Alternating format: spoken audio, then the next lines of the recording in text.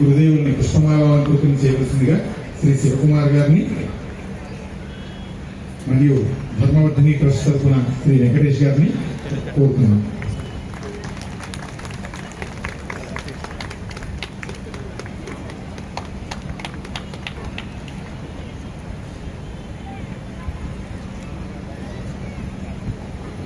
శుక్లాంబరధరం విష్ణుం శశివర్ణం చతుర్భుజం ప్రసన్నవదనం ధ్యాయేత్ సర్వవిఘ్నోపశాంతయే.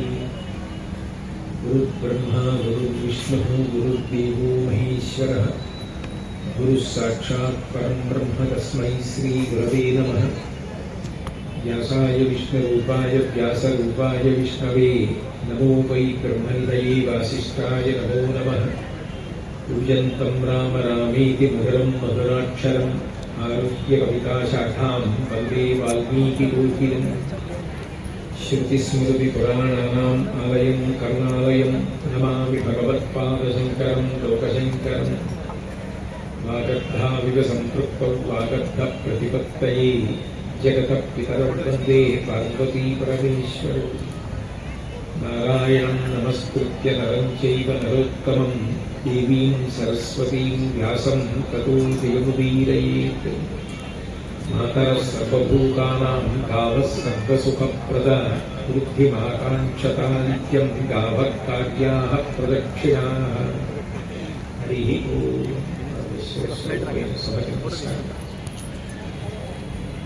ఈరోజు గోవులకు సంబంధించిన ప్రధానమైన సమాచారం అంతటితో కూడుకున్న ఒక టేబుల్ క్యాలెండర్ని ఆవిష్కరించడం జరిగింది. దీని ప్రధాన ఉద్దేశ్యం ఒకటే, మనకి ఒక్కొక్క ఆశ్రమంలో ఉన్నవారు ఒక్కొక్క విధమైన ఆరాధన చేస్తారు. బ్రహ్మచారి భగవంతుడిని ఒక రకంగా ఆరాధన చేస్తాడు, గృహస్థు ఒక రకంగా ఆరాధన చేస్తాడు, వానప్రస్థు ఒక రకంగా ఆరాధన చేస్తాడు, సన్యాసి ఒక రకంగా ఆరాధన చేస్తాడు. బ్రహ్మచారి చేసినది గృహస్థు చెయ్యవలసిన అవసరం ధర్మాచరణం మనకు ఉండదు. గృహస్థు భార్యా పిల్లలతో ఉంటాడు, దానం పడతాడు. బ్రహ్మచారి భార్యా పిల్లలతో ఉండడు, దానాదులను పట్టడు. కేవలం గురువు గారి దగ్గర విద్యాభ్యాసం ఒక్కటే చేస్తాడు. ఆరాధన చేసినప్పుడు కూడా గృహస్థు యజ్ఞయాగాది క్రతువులు చేస్తాడు.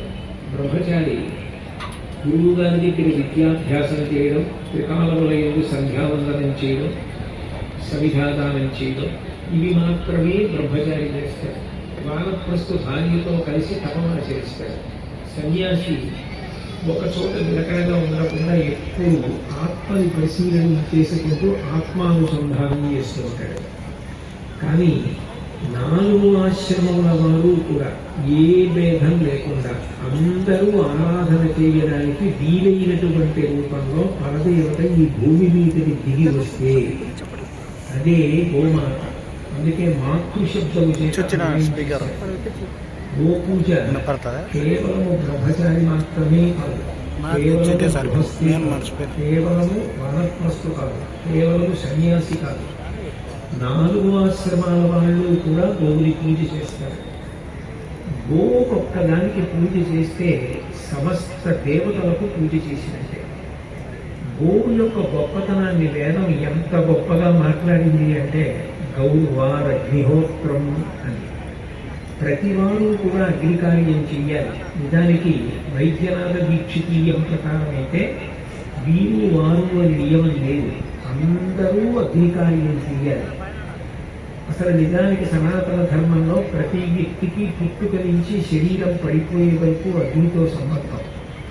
అటువంటి అగ్ని ఆరాధన చెయ్యలేకపోతే దానికి ప్రత్యామ్నాయం అత్యంత తేలికైన మార్గం ఏది అంటే గో పూజ, గోవుకి గ్రాసం పెట్టడం. ఒక హోమం చెయ్యాలి అంటే ఎన్నో విధి విధానాలు ఉంటాయి, ఎన్నో నియమాలు ఉంటాయి. అన్ని నియమాలు పాటించి మంత్రభాగంలో స్వాహాకారం వచ్చినప్పుడు చాలా జాగ్రత్తగా హవిస్సుని సమర్పించవలసి ఉంటుంది, ఇతర పదార్థాలను సమర్పించవలసి ఉంటుంది.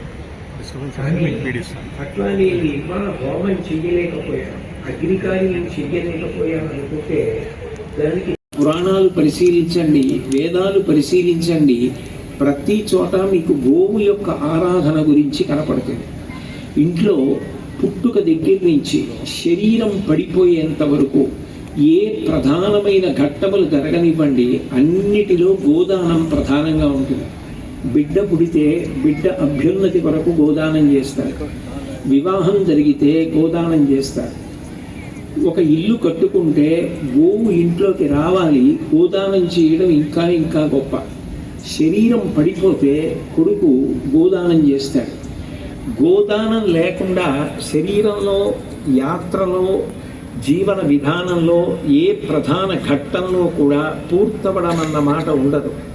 ఇంత అనుగ్రహాన్ని వర్షించగలిగినటువంటి గోమాత యొక్క ఆరాధనలో కేవలము గో పూజ ఒక్కటే కాదు, గోవుకి ప్రదక్షిణం ఒక్కటి కానీ చెయ్యగలిగితే ఎంత శాస్త్రాలు ఎంతో అద్భుతంగా వివరించాయి.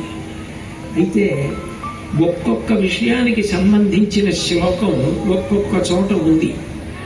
అందరూ వేదం చదువుకోలేరని వ్యాసుల వారు పంచమ వేదంగా మహాభారతాన్ని లోకానికి అందించారు. అందుకే నమోస్తుతే వ్యాస విశాల బుద్ధి పుల్లారవిందాయుత పత్రనేత్ర ఏనత్వయా భారత తైల పూర్ణ ప్రజ్వాలితో జ్ఞానమయ ప్రదీప అంటారు. అటువంటి వ్యాసుల వారు ఇచ్చినటువంటి భారతంలో ఒక్క భీష్మాచార్యుల వారే 2 పర్వాలలో మాట్లాడారు. ఒకటి శాంతి పర్వం, ఒకటి అనుశాసన పర్వం. ఈ 2 పర్వాలలో కూడా భీష్ముడు చాలా ప్రధానంగా మాట్లాడిన విషయాలు గోవు గురించే మాట్లాడాడు. వేదం కూడా గోవు గురించి మాట్లాడింది. గోవు అంత పవిత్రమైనటువంటి ప్రాణి. అది మాతృస్వరూపం, లోకానికి అంతటికీ కూడా తల్లి.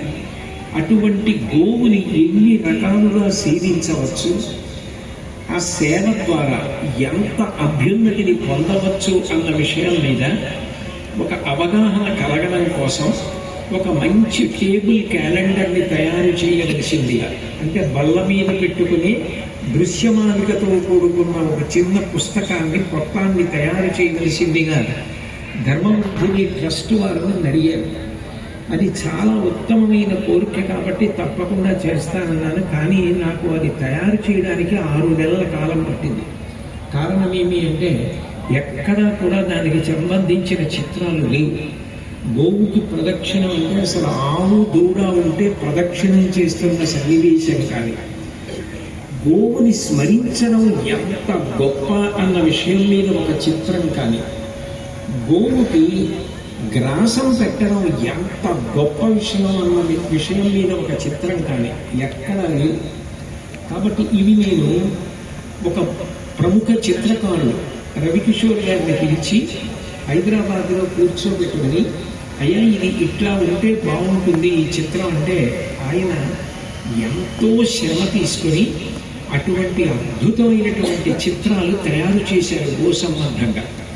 మనకి శాస్త్రంలో ఏంటంటే ప్రతిరోజు ఉదయము రాత్రి వేళ కూడా సాధ్యమైనంత వరకు చూడవలసినటువంటి ప్రాణి కేవలం చూడడం చేత, వినడం చేత అభ్యున్నతిని పొందడానికి అవకాశం ఇవ్వగలిగినటువంటి ప్రాణి గోమాత. అటువంటి గొప్ప గొప్ప చిత్రాలు గీయాలి అంటే దానికి చాలా సమయం పడుతుంది. అటువంటివి 12 చిత్రాలు తీశారు.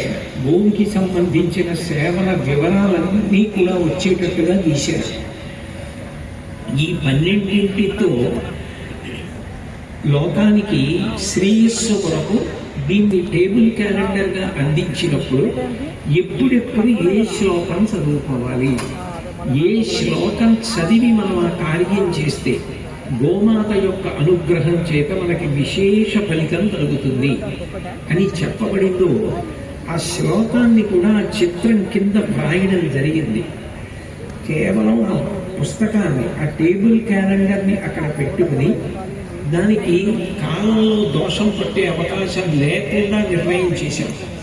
ఏదో ఒక సంవత్సరానికి తయారు చేస్తే ఆ సంవత్సరం అయిపోయిన తర్వాత అది అక్కడ పెట్టుకుంటే కొంచెం అసందర్భంగా అనిపించవచ్చని అసలు సంవత్సరంతో సందర్భం లేకుండా ఒక జీవితకాలం ఉపయోగించుకోవడానికి మంగళప్రదమైనటువంటి పుస్తకంగా ఆ టేబుల్ క్యాలెండర్ని రూపకల్పన చేశాం. అందులో మీరు కేవలం ఆ పుస్తకం ఒక్కటి ఇంట్లో పెట్టుకుని ప్రతిరోజు పరిశీలన చేశారనుకోండి, ఒక్క గోవుని పట్టుకుని ఎంత అభ్యున్నతిని పొందవచ్చో, గో సేవ ఎంత గొప్పదో, గో ప్రదక్షిణం ఎంత గొప్పదో, గో దానం ఎంత గొప్పదో మనకు అర్థమవుతుంది. నిజానికి మిగిలిన ఏ విధమైన ఆరాధన కన్నా చాలా తేలికైన ఆరాధన లోకంలో గో పూజ ఒక్కటే. గోవు కన్నా తేలికగా మనకి అభ్యున్నతిని కటాక్షించగలిగినది వేరొకటి ఉండదు. నేను యథార్థంగా మాట్లాడాలంటే ఏ పక్షపాతంతో నేను ఈ మాట అంటలేదు.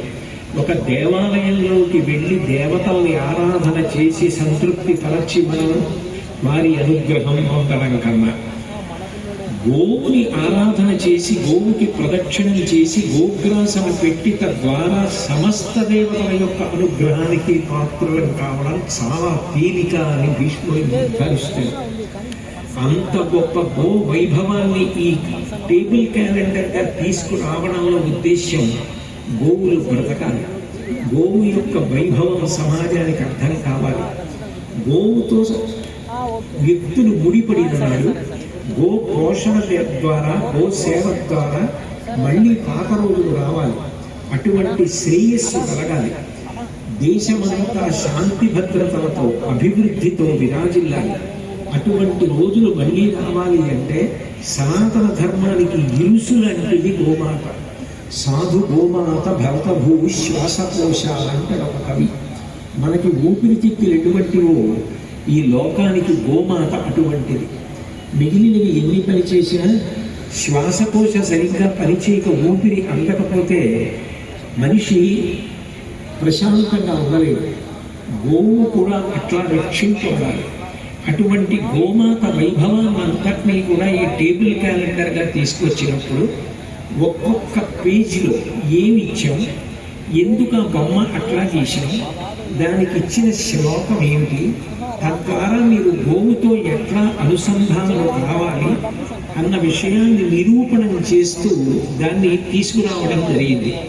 ఇప్పుడు నేను మీకు ఇవాళ గోమాత యొక్క వైభవం గురించి, మనం గో సేవ చేయవలసిన ఆవశ్యకత గురించి, గో ప్రాధాన్యత గురించి వివరించేటప్పుడు ఈ టేబుల్ క్యాలెండర్నే ఆధారం చేసుకుని మీకు చెప్పడానికి ప్రయత్నిస్తాను. మీ చేతిలో టేబుల్ క్యాలెండర్ లేకపోయినా అందులో పేజెస్ ఎలా ఉంటాయో అట్లాగే మీకు ఇప్పుడు మీ దగ్గర ఉన్నటువంటి ఆ ఎల్ఈడి స్క్రీన్స్ మీద ఆ మొదటి పేజీలో ఉన్న ఫోటో కనపడేటట్టుగా ఇక్కడ ఉన్నటువంటి కార్యకర్తలు శ్రద్ధ తీసుకుంటారు. మీరు మొట్టమొదటి ఫోటో చూసినట్టయితే ఒక ఆవులో బ్రహ్మగారు ఉంటారు, దూడ పరమశివుడు, బ్రహ్మ ధేను శివో అచ్చ గోపాలి కమలాలయ అని. శ్రీ వెంకటేశ్వరుడు కలియుగంలో కలి యొక్క ఉద్ధతి చేత జనులందరూ బాధపడుతుంటే వాళ్ళని ఉద్ధరించడం కోసం మాత్రమే అవతరించాడు. మిగిలిన అవతారాలలో రాక్షస సంహారం చేశాడు. ఈ వెంకటేశ్వరావతారంలో తప్పు చేసిన వాడిని శిక్షించడం, పుట్టుకు ఉత్తరించడం కాదు, వాడి బుద్ధిలో మార్పు రావాలని కోరుకున్నాడు. వాడి పాపములను తల వెంట్రుకల రూపంలో తీసుకుని క్షమించాడు. అనుగ్రహ ప్రదాత అయి నిలబడ్డాడు. కలవు వెంకటనాయక. అందుకే వెంకటేశ్వరుడి యొక్క దయాస్వరూపం గురించి చెప్తూ, కలిబాధ మాంప తిరుమల కలియుగ వైకుంఠమనగ గైసేసిన నీ సలలిత కరుణా హృదయము కలలోనను మరువరాదు కన్యకలాక్ష అంటారు. కేవలం మనని కలిపురుషుడు బాధ పెడుతున్నాడు, పాపచింతన వైపుకి బుద్ధి మరలుస్తున్నాడని, మనందరినీ ఉద్ధరించడం కోసమని ఎక్కడో వైకుంఠంలో ఉండవలసిన వాడు శ్రీవైకుంఠ విరక్తాయ స్వామి పుష్కరిణీ తటే రమయా రమమాణాయ వెంకటేశాయ మంగళం. అటువంటి వెంకటేశ్వరుడు స్వామి పుష్కరిణి తటంలో వెంకటాచలంలో ఆనంద నిలయంలో పద్మపీఠం మీద నిలబడి ఉన్నాడు. ఆ వెంకటేశ్వర అవతారం నిజానికి ప్రకటన కాకముందు, అందరికీ కనపడేటట్టుగా అందరికీ తెలిసేటట్టుగా రావడానికి ముందు ఒక పుట్టలో ఉన్నాడు. ఉండి ఆయన కూడా తపమాచరిస్తున్నాడు. తపస్సు అంటే మంచి విషయముల గురించినటువంటి ఆలోచన కూడా తపస్సే. అటువంటి తపస్సు ఆయనకి ఉంటుంది అంటే లోక సంరక్షణ. ఈ యుగలక్షణాన్ని దృష్టిలో పెట్టుకుని తప్పు చేసిన వారిని శిక్షించకుండా దయతో కాపాడు. దయామృత తరంగైవ శీతలై అపాంగై శీచతే విశ్వం వెంకటేశాయ మంగళం అంటాడు. అటువంటి దయామూర్తి అయిన వెంకటేశ్వరుడు ఒక పుట్టలో ఉన్నప్పుడు ఇక్కడ ఉన్నాడు శ్రీ మహావిష్ణువు. లోక సంరక్షణార్థం ప్రజలను కలిబాధ నుండి వినిర్మిత్తులను చేయడానికి శ్రీ వెంకటేశ్వరుడు అన్న పేరుతో అవతరించాడని తెలుసుకుని బ్రహ్మగారు ఆవు రూపాన్ని పొందారు. బ్రహ్మాధీను, అందుకే అక్కడ ఉన్న ఆవు మీద చతుర్ముఖ బ్రహ్మగారు ఉన్నారు. శివో వత్స, శివుడు కూడా అయ్యాడు. ఆవు మీద కథ వచ్చాడు. ఇప్పుడు ఈ ఆవు పుట్టలో ఉన్నవాడు వెంకటేశ్వరుడిని తెలిసి ఆయన పోషణ కొరకు అని చెప్పి ఆవు పాలు విడిచిపెట్టింది. తపస్సులో ఉన్నవారు కూడా ఆవు పాలు తాగుతారు. సన్యాసాశ్రమంలో ఉండి గొప్ప తపస్సు చేసిన వారు కూడా కేవలం ఆవు పాలు ఒక్కటే తీసుకొచ్చారు. శివాస్థానం నుండి కాంచీపురంలో, కాంచీపుర 68వ పీఠాధిపతులు నడిచే దేవుడు శ్రీ శ్రీ శ్రీ చంద్రశేఖరేంద్ర సరస్వతి మహాస్వామి వారు అందులో ఒక గదిలో కూర్చుని తపస్సు చేస్తుండేవారు. అసలు బయటికి వచ్చేవారు. ఆవు పాలు పెట్టేవారు. అవి లేకపోతే తాగారని గుర్తు, అట్లాగే ఉంటే తాగలేదని పాత్ర మార్చి ఒక పాత్రతో పెట్టేవారు. ఆవు పాలు అంత పరమ పవిత్రమైనటువంటి పదార్థం. అందుకే వెంకటేశ్వరుడు కూడా మొట్టమొదట సేవించిన తేదీ అంటే ఆవు పాలు తాగాడు. ఆ బ్రహ్మగారు ఆవై శివుడు తోడై పాలు విడిచిపెడితే పుట్టలో ఉండి పాలు తాగుతున్నాడు. కానీ ఇంటికి వెళ్ళిన తర్వాత ఆ ఆవు తగినన్ని పాలు ఇవ్వట్లేదని కోపగించి యజమానురాలైన చోళపత్ని, ఈ ఆవు ఎందుకో తగినన్ని పాలు ఇవ్వట్లేదు, ఇది ఎక్కడో పాలు ఇచ్చేసి వస్తోంది, నువ్వు చూడటం లేదని ఆవు యొక్క రక్షకుడిని తీవ్రంగా మందలించి శిక్షిస్తే బాధ పొందినటువంటి ఆ గో సంరక్షకుడు ఆవుని అనుగమించి పరిశీలిస్తున్నాడు. ఈ ఆవు ఏం చేస్తోంది పాలని. అది పుట్టలో ఉన్న వెంకటేశ్వరుడికి విడిచిపెట్టేస్తాను. ఇది తీసుకొచ్చి పాలు పుట్టలో వదిలిపెట్టేస్తోంది. దెబ్బలు నేను తిన్నానన్న కోపంతో చటుక్కన ఇతర విషయములన్నీ మరిచిపోయి కోపం ఆవేశించిన వాడై చేతిలో ఉన్న గొడ్డలు తీసి ఆ ఆవు మీద విసిరాడు. ఎప్పుడైతే గొడ్డలి వచ్చి ఆవు మీద పడుతోందో అప్పటి వరకు అవతార ప్రకటన చేయకుండా పుట్టలోనే ఉన్న శ్రీ వెంకటేశ్వరుడు తటాలలో పుట్టలోంచి పైకొచ్చి ఆవుకి అడ్డంగా తలపెట్టాడు. అప్పటికే విసిరివేయబడిన గొడ్డలి వెంకటేశ్వరుడి యొక్క తలకి తగిలి సప్తపాద ప్రమాణేన రక్తస్ఫూర్తి రఘుసుపథ అన్నారు పురాణంలో. 7 తాడి చెట్లంత ఎత్తు రక్తపు ధార పైకి లేచి, అంటే శ్రీ వెంకటేశ్వర అవతార ప్రకటన సమయంలో మొట్టమొదట ఆయన భూమి మీద అవతరించినప్పుడు మొట్టమొదటిసారి దర్శనమిచ్చినప్పుడు ఒక గోవు శిక్షింపబడుతుంటే చూస్తూ ఊరుకోవడం మహాదారుణం. దానికోసం అవసరమైతే నా తల అడ్డు పెడతానని చెప్పి శ్రీ వెంకటేశ్వరుడు గోవు యొక్క రక్షణ కొరకు తన తల అడ్డు పెట్టి గొడ్డలి దెబ్బతిన్నాడు. అంటే వెంకటేశ్వరుడు ప్రీతి పొందాలి అంటే యథార్థమునకు మనం చేయవలసినది ఏంటి అంటే గో పోషణ చెయ్యాలి.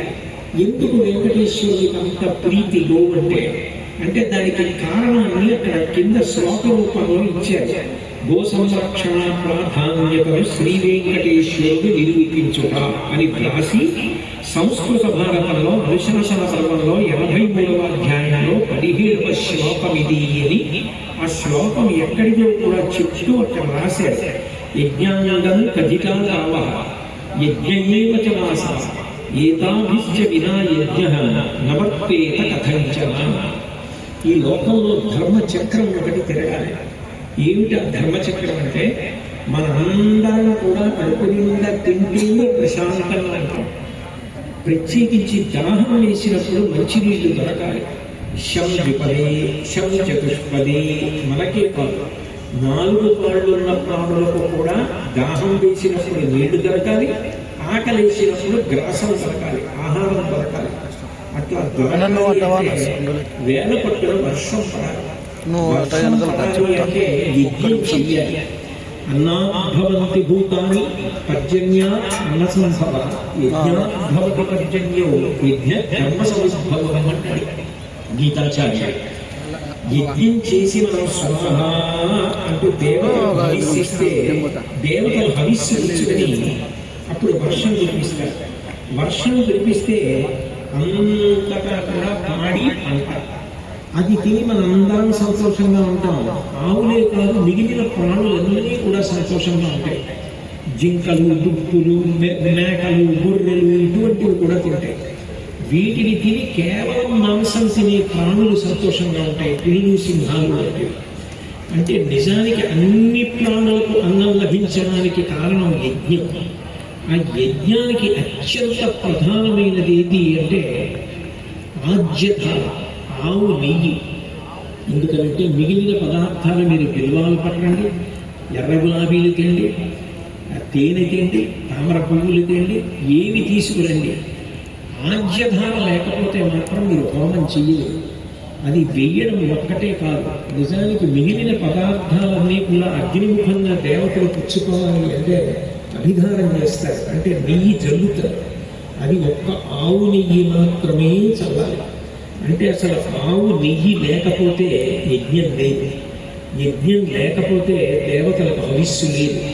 దేవతలకు హవిస్సు లేకపోతే దేవతలు వేల పట్టున వర్షాన్ని కురిపించరు. కురిపించకపోతే పాడి పంట లేదు. పాడి పంట లేకపోయినా వేల పట్టున వర్షం కురవకుండా అకాలంగా కురిసినా చేతికి అందవలసినది అందకుండా పోయినా ఆకలి తాండవిస్తుంది. ఆకలి పెరిగితే ధర్మం పోతుంది. ఆకలి పెరిగిపోయిన చోట ధర్మం గురించి చెప్తే ఎవరు వినరు. కడుపు నిండితేనే, నీళ్లు దొరికితేనే ధర్మం నిలబడుతుంది. దీనికి అంతటికీ కారణమేది అంటే యజ్ఞం. ఆ యజ్ఞానికి ఇరుసు ఆవు. ఆవు లేనినాడు, ఆవు నెయ్యి లేనినాడు అసలు యజ్ఞం అన్న మాట లేనే లేదు. ఇంత గొప్పదైనటువంటి గోవు ధర్మచక్రం అంతా తిరగడానికి కారణమయ్యున్నది. ఇంత గొప్పదైనటువంటి గోవుని రక్షించడం సనాతన ధర్మాన్నంతటినీ రక్షించడమే. ధర్మదేవత సంరక్షణము సమస్త లోకశాంతి కొరకు ఒక మనిషిగా పాటుపడడం అన్నమాట గో సంరక్షణము, గో పోషణమునందున్నది. అందుకే భగవంతుడికి అత్యంత ప్రీతిపాత్రమైన విషయం ఏది అంటే గోవుని రక్షించడం, గోవుని పోషించడం.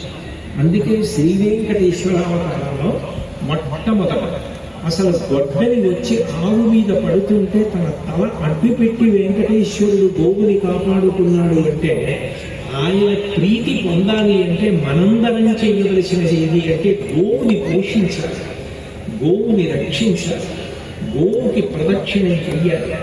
ఇది గోమాత వైభవం. కలం వెంకటేశ్వర స్వామి వారి చిత్రాలు లోకంలో ఎన్నో ఉంటాయి. కానీ మొట్టమొదట అసలు ఆయన భూమి మీదకి వస్తున్నటువంటి మొట్టమొదటి దర్శనం, ప్రథమ దర్శనం ఇచ్చినప్పుడు తాను అంత బాధ స్వీకరించి దర్శనమిచ్చారు. దీని కొరకు అంటే గోవు కొరకు. ఒక గోవు కొరకు గొడ్డలి దెబ్బ తిని నేను ఓర్పు పట్టి మిమ్మల్ని కాపాడడానికి పైకొచ్చాను. నాకు ప్రీతి మీరు గోవుని కాపాడినప్పుడు అని అన్యాపదేశంగా బోధ చేశారు. అందుకే అటువంటి అపూర్వమైనటువంటి చిత్రంతో ఈ గో వైభవానికి సంబంధించిన మొట్టమొదటి పుట, ఆ మొదటి పేజీని తయారు చేశారు. చేసినప్పుడు ఆ పుట్టలో ఉన్న వెంకటేశ్వరుడు, ఆవు రూపంలో ఉన్న బ్రహ్మగారు, ఆ దూడ రూపంలో ఉన్న శివుడు, ఇవన్నీ కూడా అక్కడ ఇచ్చి ఎందుకు గోవు అంత గొప్పది అన్న విషయాన్ని కూడా అక్కడ వ్రాయడం జరిగింది శ్లోక రూపంలో. ప్రతిరోజు ఉదయాన్నే ఒక్కసారి నిద్ర లేచి ఆ గోమాతని, ఆ వెంకటేశ్వరుణ్ణి మనం చూసామనుకోండి, అబ్బా ఇంత గొప్పది కదా గోవు అని క్యాలెండర్ అయినా కూడా ఆ రూపాన్ని దర్శించి ఒక్కసారి నమస్కారం చేసినంత మాత్రం చేత వెంకటేశ్వరుడు ఎంతో ప్రీతి చెందుతాడు. అందుకే మొట్టమొదటి పేజీ అలం వెంకటనాయక కాబట్టి వెంకటేశ్వర అవతారానికి గో మాతకి ఉన్నటువంటి అనుబంధాన్ని ఆవిష్కరిస్తూ ఎందుకు ఆయనకంత ప్రీతి అన్న విషయాన్ని కూడా నిరూపణం చేస్తూ భీష్మాచార్యుల వారు చెప్పినటువంటి సంస్కృత భారత శ్లోకాన్ని ఉటంకిస్తూ ఇవ్వడం జరిగింది. ఆ తర్వాత రెండవది గో పూజకి గో ప్రదక్షిణానికి సంబంధించినటువంటి చిత్రాలు. పరమమంగళప్రదంగా ఉండాలి గో, హితకరమైన పాలనిస్తూ పుష్టికరంగా ఉండాలి అంటాడు. విరాట పర్వంలో ధర్మరాజు గారు ఉన్న చోట ఎటువంటి గోవులు ఉంటాయో చెప్పాడు భీష్ముడు. అటువంటి గోమాత అది నడిచి వెడుతుంటే ఒక డెక్క పైకి ఎత్తింది. మనకి స్నానం అంటే బయట నీటి స్నానమే కాదు, నిజానికి సాయంకాలం వేళ ఆవులు ఇంటికి తిరిగి వస్తున్నప్పుడు గోవు యొక్క డెక్క నుంచి పైకి రేగినటువంటి ధూళి మీద పడాలి. దాన్ని గోధూళి స్నానం అంటారు. పరమ పవిత్రమైనటువంటి స్నానంలో ఒకటి. కృష్ణ పరమాత్మ ప్రతిరోజు గోవుల వెనక నడుస్తున్నటువంటి గోధూళి మీద పడేటట్టుగా వెళ్ళేవట. గోధూళి ధూసరిత కోమలతో పవేశం గోపాల బాలక శతై నలుగమ్యమానం సాయంతనే ప్రతిగృహం పశుబంధనార్థం గచ్చంతమచ్యుత శిశుం ప్రణతోస్మి నిత్యం అంటాడు.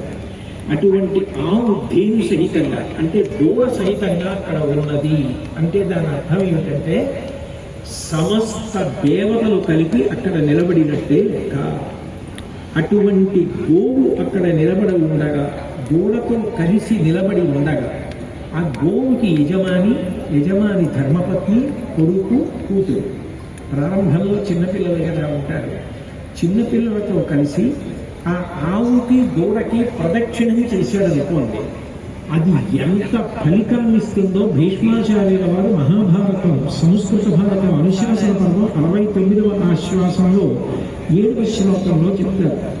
అందులో మాతర సర్వభూత గావః సర్వసుఖప్రద వృద్ధి మాతాంక్షతా నిత్యం గాభత్కార్యాః ప్రదక్షిణా. మాతర సర్వభూతానాం, ఒకరికి ఇద్దరికి అని కాదు, గోవు సమస్త ప్రాణులకు తల్లి. దేవతలకు కూడా తల్లి ఎవరు అంటే గోమాతయే. అందుకే గోమాతకి ప్రదక్షిణం చేసినంత మాత్రం చేత సమస్త మాతృస్వరూపములకు ప్రదక్షిణం చేసి నమస్కారం చేసినట్టే. సాధారణంగా ఎంత వయసు వచ్చినా తల్లి శరీరం విడిచిపెట్టేస్తుంది అంటే బిడ్డ ఆక్రోశిస్తాడు. జగన్మాత తల్లిని తీసుకునేటప్పుడు గోమాతని, భూమాతని, లోకమాతని, దేశమాతని ఇచ్చి అప్పుడు తల్లిని తీసుకుంటుంది. అందుకే పుట్టినరోజు నాడు తల్లి లేకపోతే గోవుకి ప్రదక్షిణం చేస్తే అమ్మకి ప్రదక్షిణం చేసినట్టే. అమ్మ పెట్టిన మొదటి పదార్థం తిన్నదానితో సమానం. ఆ రోజున ఆవు పాలు తాగడం. అంత గొప్పదైనటువంటి గోవుకి ప్రదక్షిణం అన్న మాటకు అర్థం ఏంటంటే దక్షిణం అంటే కుడి. ఎప్పుడూ కుడివైపుకి ఉండేటట్టుగా తిరిగితే ప్రదక్షిణం అంటారు. నేను ఇప్పుడు ఈ మైకులకి ఇలా వెళ్ళాను అనుకోండి, కుడి పక్కకు ఉంటాయి. ఇలా వెళ్ళాను అనుకోండి, ఎడం పక్కకు ఉంటాయి. అలా కాకుండా నేను గుండ్రంగా తిరిగాను అనుకోండి, నా కుడివైపుకి మాత్రమే ఉంటాయి. కేవలము కుడివైపుకి మాత్రమే ఉండేటట్లుగా తిరిగితే దాని అర్థం ఏమిటంటే నువ్వు నాకు జీవోద్ధరణ చెయ్యగలిగినది.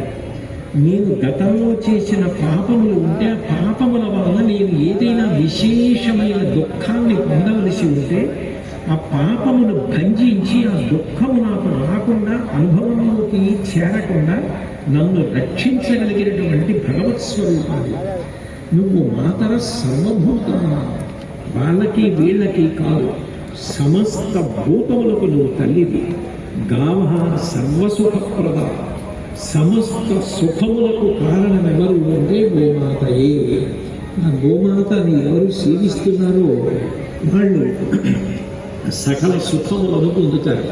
కాబట్టి వృద్ధి మాకాంక్షత నిత్యం. జీవితంలో ఎక్కడ వేసిన గొంగళి అక్కడ వేసినట్టుగా ఉండిపోవాలని ఎవరు కోరుకోరు. జీవితంలో వృద్ధిలోకి రావాలి అని కోరుకుంటారు. వృద్ధిలోకి రావాలి, మనకి ప్రతిబంధకాలు పోవాలి, మనం చేసినటువంటి దోషాలు పాపాలు మనకి ప్రతిబంధకంగా రాకుండా ఉండాలి అంటే అట్లా చెయ్యగలిగినది ఏది అంటే గోమాత. ఆవిడికి ప్రదక్షిణం చెయ్యడం అంత గొప్ప. కాబట్టి వృద్ధి మనకాంక్షతానిత్యం గావకార్యా ప్రదక్షిణా. జీవితంలో నేను వృద్ధిలోకి రావాలి అని కోరుకున్నవాడు గోవుకి ప్రదక్షిణము చెయ్యకుండా ఉండడు. గోవుకి తప్పకుండా ప్రదక్షిణం చేస్తాడు. దీన్ని ఎందుకు రూపకల్పన చేశామంటే ప్రతిరోజు గోశాలకు వెళ్ళలేకపోవచ్చు, ప్రతిరోజు ఆవు దూడ అందుబాటులో లేకపోవచ్చు. ఈ గోవుని దూడని ఉన్న క్యాలెండర్ అక్కడ పెట్టుకుని 2 చేతులు జోడించి ఆవు దూడ అక్కడ ఉన్నాయి అన్న భావనతో శ్లోకం అక్కడ ఉన్నదాన్ని చదువుకుని ఒక్క ప్రదక్షిణం చేసి తిరిగి వచ్చి మీరు ఒక చిన్న గిన్నెకో చెంబుకో బట్ట కట్టి దానికి కన్నం పెట్టి మీ కుటుంబాన్ని అంతటినీ రక్షించమని ప్రతిరోజు ₹1 ₹1/2 పావలా కాసో ఆ హుండీలో వేసి నెలకొక్కసారి మీరు ఆ హుండీలో చేరినటువంటి ద్రవ్యంతో కొంత గడ్డో చిట్టో తౌడో లేకపోతే గోవు తినడానికి పనికొచ్చే పచ్చిగడ్డో ఎండుగడ్డో ఏదో ఒకటి పట్టుబడి కనీసం నెలకి ఒక్కసారి, విశేషించి పౌర్ణమి తిథి వంటి తిథి నాడు గోశాలకు వెళ్ళి ప్రదక్షిణం చేసి మీరు 30 రోజులు మీ కుటుంబం తరపున హుండీలో వేసిన ద్రవ్యాన్ని గోశాల యొక్క అభ్యున్నతి కొరకు వినియోగిస్తే, నేను ఇది నా స్వార్థం కోసం తయారు చేసింది కాదు, ధర్మవర్ధిని సంస్థ వారు ఏదో లాభాపేక్షతో దీన్ని తయారు చేయలేదు. గోవులు వృద్ధిలోకి రావాలి, అందరూ వృద్ధిలోకి రావాలని తయారు చేసింది. మీరు హుండీలో వేసిన ద్రవ్యాన్ని మీ ఊళ్ళో ఎక్కడెక్కడ గోశాలలు ఉన్నాయో అక్కడికి ఒక్కసారి వెళ్ళండి. ఒక దేవాలయానికి వెళ్ళడం కన్నా గోశాలకు వెళ్ళడం చాలా చాలా గొప్పది. గోశాలకు వెళ్ళడం అలవాటు చేసుకోండి. మీరు మీ పిల్లలు మీ భార్య ఒక్కరోజైనా నెలలో ఒక పౌర్ణమో ఒక ఏకాదశో ఏదో ఒక తిథి పెట్టుకొని తప్పకుండా వెళ్ళి ఆవుకి దూడకి ప్రదక్షిణం చేసి మీరు హుండీలో ప్రతిరోజు వేసిన ద్రవ్యాన్ని గోశాలకు ఇచ్చేసేయండి. మీరు ద్రవ్యం ఇవ్వద్దు అని అనుకుంటే ఆవుకు పనికొచ్చేది, ఆవు తినేది, మీకు ఎంత ద్రవ్యం సమకూరిందో అంత ద్రవ్యంతో మీరు కొని పట్టుకెళ్ళి గోశాలకు ఇవ్వండి. గోవుల్ని పోషించడం గోశాలకి తేలిపోతుంది, గోవులు వృద్ధిలోకి వస్తాయి. మీరు ప్రతిరోజు గో ప్రదక్షిణం సశాస్త్రీయంగా చేసినట్టయితుంది. ఎందుకంటే ఏ శ్లోకం చెప్పి ప్రదక్షిణం చెయ్యమని భీష్మాచార్యులు వారు చెప్తున్నారో ఆ శ్లోకాన్ని చెప్పి ప్రదక్షిణం చేసినటువంటి ఫలితాన్ని పొందుతాం. రోజు గోశాలకు వెళ్ళలేకపోయినా కేవలం ఆ క్యాలెండర్ నుంచి ఈ ఫోటో ఉన్నటువంటి పేజీ అక్కడ పెట్టుకుని మీరు ఒక ప్రదక్షిణం చేసి హుండీలో 10 పైసలు వేయండి. 30 రోజులు అయిపోయిన తర్వాత పట్టుకెళ్ళి గోశాలకు ఇవ్వండి. నేను శాస్త్రాన్ని ధర్మాన్ని పరిపూర్ణంగా నమ్ముకున్నవాడిని. మిమ్మల్ని గోమాత కాపాడి తీరుతుంది, దేవతలందరూ కాపాడతారు. గోవు ప్రదక్షిణం సకల సుఖవృద్ధి కారకము. సాధారణంగా న్యాయశాస్త్రంలో ఒక వ్యక్తి మరణశయ్య మీద పడుకుని చెప్పినది ఏది ఉంటుందో అది తిరుగులేని సాక్ష్యంగా స్వీకరిస్తారు. భీష్ముడు నిజానికి అంపశయ్య మీద పడుకుని ఉండగా కృష్ణ పరమాత్మ వెళ్ళి చెప్పమని అడిగితే నాకేం ఓపికంది, రక్తం అంతా కారిపోయింది, బాణాల పంజరం మీద పడుకుని ఉన్నాను, నేను ఏం మాట్లాడగలను, నాకు స్ఫురణలో ఉంది కానీ మాట్లాడలేను, శరీరం సహకరించదన్నాడు. నువ్వు వెళ్ళిపోతే ఇక ధర్మం చెప్పేవాడు లేడు, నీకు తెలిసినన్ని విషయాలు ఇక లోకంలో ఎవరికీ తెలియదు, నువ్వు చెప్పాలి. నీ శరీరమునకు బాధ కలగకుండా నేను వరమిస్తున్నాను, నువ్వు మాట్లాడమంటే లోకం కోసం అని చెప్పి మాట్లాడాడు. మాట్లాడినది కూడా అనుశాసన పర్వంలో ఏదైనా భీష్ముడు మాట్లాడాడు అంటే మీరు దీని గురించి ఇంక బుద్ధి పెట్టి ఆలోచించక్కర్లేదు. ఇది శాసనం. ఇది పిల్లల దగ్గర నుంచి పెద్దల దగ్గర నుంచి పాలకుల దగ్గర నుంచి పాలితుల వరకు అందరూ మీరు ఇది అమలు చెయ్యడానికి యోగ్యమైనది చెప్తున్నామని శాసిస్తున్నామని చెప్పడానికి అనుశాసన పర్వంలో చెప్పాడు. అంటే ఆయనకి ఏం కలిసి వస్తుంది, ఆయనకి ఏం కలిసి రావడం కోసం చెప్పలేదు, అంపశయ్య మీద పడుకుని ఈ శ్లోకాలు చెప్పాడు అంటే గోప్రదక్షిణం ఎంత గొప్పదో, ఆ శ్లోకం ఎంత గొప్పదో. మనం వృద్ధిలోకి రావాలి, మన పిల్లలు వృద్ధిలోకి రావాలి, మన వంశం వృద్ధిలోకి రావాలి అంటే ఇటువంటి శ్లోకం చదివి ప్రదక్షిణం చేసి మీరు ₹1 వేయండి చాలు. అందరూ గోప్రదక్షిణం చేసిన ఫలితం పొందాలని, గోశాలకు వెళ్ళలేకపోయినా కార్యాన్ని సులభతరం చేయాలని ఇటువంటి ఒక గొప్ప టేబుల్ క్యాలెండర్ని ఇంత మంగళప్రదంగా మీరు స్క్రీన్స్ మీద చూస్తున్నారు కదా, ఆ ఆవు దూడ ఆ దంపతులు అంత అందంగా ఇచ్చారు. మీరు పరకాయ ప్రవేశం చేసి మీరే ప్రదక్షిణం చేస్తున్నారన్న భావనతో చేసినట్టయితే అది విశేష ఫలదాయకమవుతుంది. గో ప్రదక్షిణానికి సంబంధించి గో విషయంలో ఆ ప్రత్యేకమైనటువంటి ఫోటోని తీసుకురావడం జరిగింది. ఇక గోదానం ఎంత గొప్పదో భీష్ముడి సంస్కృత భారతంలో అనుశాసన పర్వంలో 69వ అధ్యాయంలో 4వ శ్లోకంలో చెప్పాడు. గోవుని ఒక్కదాన్ని కాని దానం చెయ్యగలిగితే తుల్యనామాని దేయాని క్రీడి తుల్య ఫలాని చ సర్వకామ ఫలానీహ గావ పృథ్వీ సరస్వతి. ఈ లోకంలో ఒకటి దానం చేస్తే ఆ ఒక్కటే దానం చేశారు అని చెప్పి ఫలితం ఇస్తారు. నేను మీకు ఒక వస్త్రం ఇచ్చాను అనుకోండి, నేను వస్త్రదానం చేశాను అని ఫలితం ఇస్తారు. కానీ 3 దానాలు ఉన్నాయి. ఈ 3 దానాలు ఎంత గొప్పవి అంటే ఇవి ఒక రోజుతో పోయేవి కావు. అది కేవలం ఇంత మాత్రమే చేశాడు అని కాదు, దానికి విశేష ఫలితాలు ఇస్తారు. అందుకే తుల్య నామాని దేయాని క్రీడి తుల్య ఫలాని చ. 3 దానములు ఉన్నాయి ఈ లోకంలో. ఈ 3 దానములు 3 పేర్లతో ఉంటాయి. కానీ నిజానికి ఈ 3టిలో ఏ ఒకటి చేసినా మిగిలిన 3 చేసినట్లే. అంత తేలికైనటువంటి, అంత జీవితాన్ని వృద్ధి చేసి ఒకసారి జన్మ ఎత్తినందుకు ఆ జన్మ పండిపోయేటట్టుగా చేయగలిగినటువంటి దానాలు. అందులో గావహ మొట్టమొదటి దానం ఏది అంటే గావహ ఆవు. ఎందుచేతనంటే గోవుని దానం చేశారు అంటే జీవన దానం చేసినట్టు. ఆవు పాలు తాగాడనుకో